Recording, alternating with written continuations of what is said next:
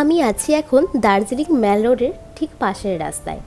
পৌঁছাতে পৌঁছাতে 9টা মতো বেজে যায়। তারপর একটুখানি রেস্ট নিয়ে বিকেলবেলা বেরিয়ে পড়লাম ম্যাল রোডের ঠিক আশপাশটা ঘুরবার জন্য।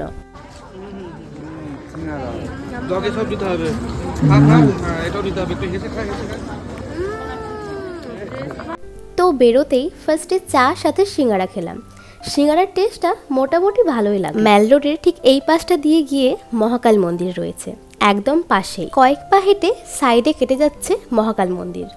ওই যে ওই রাস্তাটা দিয়ে আমরা হেঁটে এলাম।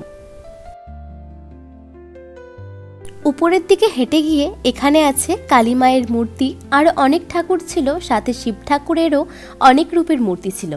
মন্দিরে উঠতে একটু কষ্ট হলেও উপরটা বেশ সুন্দর লাগলো। এরপর মন্দির থেকে বেরোতে নিচের দিকে নেমে পড়লাম। ম্যাল রোডে খানিকক্ষণ বসে এবার চলে গেলাম দার্জিলিংয়ের মহাকাল মার্কেটে। মার্কেটে বেশ সুন্দর সুন্দর কালেকশন ছিল। মার্কেটটা ঘুরে আসার সময় চোখে পড়লো হোপ। এটা একটা বেকারি শপ। এই শপটার সামনে ছবি না তুললে দার্জিলিং যাওয়াই বৃথা। প্রচুর মানুষের ভিড় জমেছিল এই হোপের সামনে, তাই ফটো তোলার চান্স না পেয়ে বেরিয়ে পড়লাম।